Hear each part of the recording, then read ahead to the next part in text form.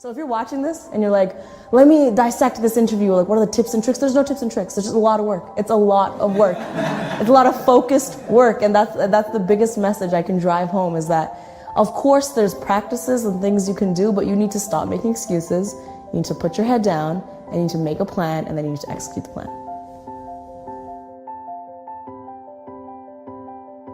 I think I really want to encourage people to believe that whatever they want to be, even if it doesn't exist, is possible.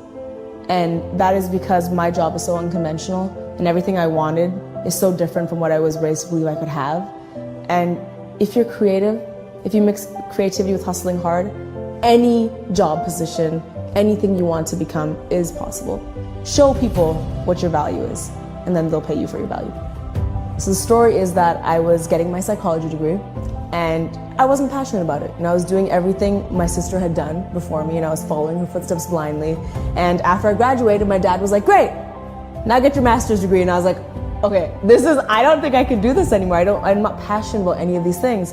And so in that little funk, I discovered YouTube. So it's kind of like the stars aligning perfectly. And I posted a first video really spontaneously. It was a spoken word piece about religion. It was very, very, very bad, and it got 70 views. And I think I just fell in love with having a goal during that downtime and learning something new, something I wasn't trained at. Psychology doesn't really help that much with learning how to use a camera, and so I had to make it up as I went along, and it was very exciting for me. People often ask me, they watch my vlogs, my second vlog channel, where I'm doing a whole bunch of stuff in a day. Today, for example, I already had 2 meetings, I'm gonna come here, I'm gonna go home, I'm gonna prep for a shoot. I do so many things in a day. And people are like, how do you do this? Like, what is the trick? It's because I really love what I do, and I'm really passionate about what I do. And I think one of the signs my body and mind were giving me before is that I would get lazy really quickly. I would get tired really, really quickly. I would cut corners and come up with little justifications as to why that was okay. Like, I would be studying for my psych stuff and being like, oh, well, like, is this section really important? Probably not, we'll just skim this over. I don't do that with what I'm doing right now. I'm really thorough, and I think that's a sign of doing the right thing. Of course, if I'm real, we don't always have that luxury. We don't have the luxury of doing what we want to do all the time. So it's important to kind of pay your dues. And that way, the first video I made sucked. It's totally sucked. My body wasn't like, this is the right thing to do. I had to pay my dues and get better at it. But I think you shouldn't just not try because you have to pay your dues. Your book, How to Be a Boss. Yeah, nailed the pronunciation. I know you were nervous. Everyone's nervous. Right? Like how to be a... You got to practice You nailed it. Times. You nailed it. And reading the book, I was impressed because it's really good, and so that I hope people really pick it up. It got a lot of stuff that's incredibly usable, and there was something in it so surprising, and I wanted to ask you about it. And you said that a boss is somebody that is hurt efficiently. Yes. And I thought, whoa, what does that mean? How does one... Yeah, it's kind of another way of saying it is that there's no failures, there's lessons. I mean, that's another way of putting it. But it's just this idea of when I reflect back in my life, and I think about all the times I really became a better person or a smarter person, it's because of something that was very hurtful or painful or an unpleasant experience. And now I think very often in the future now when I'm through those experiences, that's inevitable. We're all gonna get heartbroken over and over again. We're all gonna deal with failures all over again, but it's how we think about those moments in that moment. So I've kind of trained my brain to allow myself to be upset when I'm heartbroken, allow myself to feel failure, but not be down in the dumps about it for too long. Not be like, oh, well, I'm worthless, or oh, well, this is just how it's meant to be and the world's against me.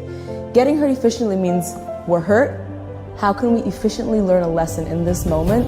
What could I have done differently? What could I have expected differently? How could I have reacted differently? So that the next time you will be heartbroken, which you will be, it's inevitable, you're better equipped to deal with it. You can't control the environment you're in. When you have a really, really bad day, you can't control the other driver that cut you off. You can't control whoever was mean to you. You can't control the fact that you missed the elevator. You can't control any of those things. You can only control yourself. So it's about being more proactive. How do you do that? Well, okay, if a driver's gonna cut you off, play some really good music so you're in a good mood. Leave 5 minutes earlier. You know what I mean? If you missed the elevator and you were late, wake up earlier. It's about doing those proactive things. And the simplest example that everyone can relate to. What's the most infuriating thing that happens to us every day? Our phone dying. Back in the day, this used to infuriate me. My phone would die and I'd have to go to a meeting and I wouldn't know where it was or where to park, and my GPS would die. You know what I did? I played Nintendo. I was like, well, I can't control the phone. I can't control the environment. I can't control the parking of the meeting. You know what I control?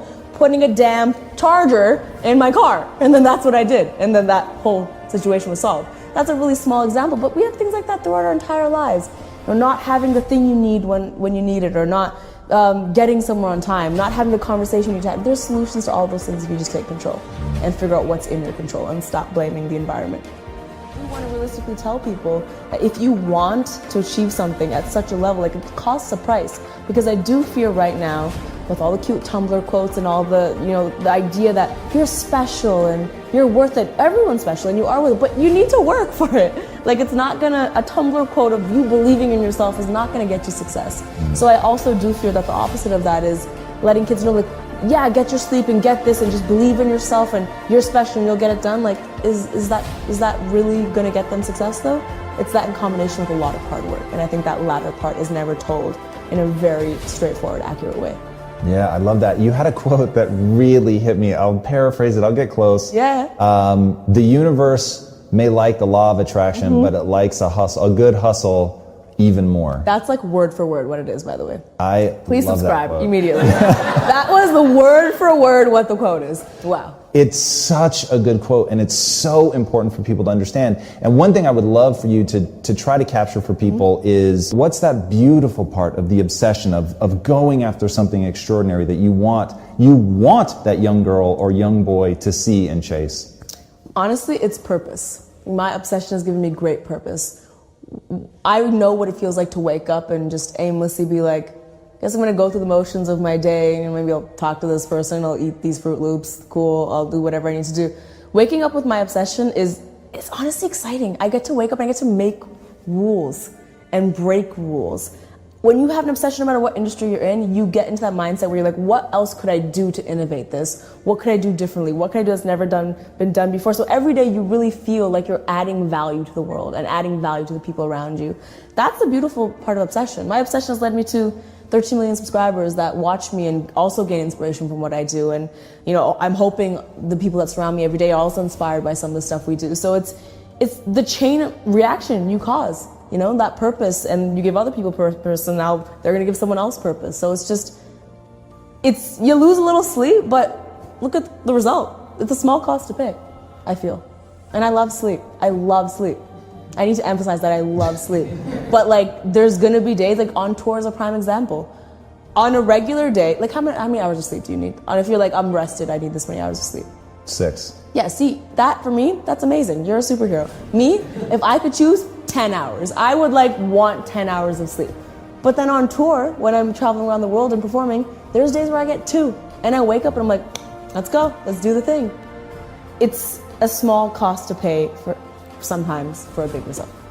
In addition to entertaining, I do funny stuff. That's primarily what I do. But a lot of what I would like to do, I believe I'm doing, is encouraging the hustle. It's I'm doing all this funny stuff. It's not, a 10-minute video doesn't take 10 minutes. It takes a village and it takes a lot of time.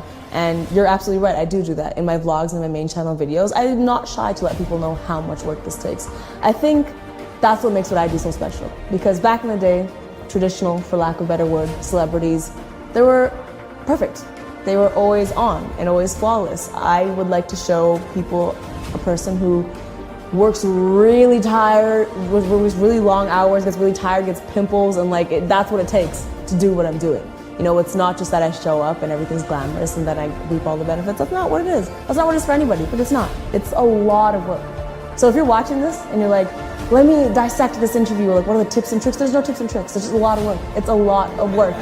It's a lot of focused work, and that's the biggest message I can drive home, is that, of course, there's practices and things you can do, but you need to stop making excuses. You need to put your head down, and you need to make a plan, and then you need to execute the plan.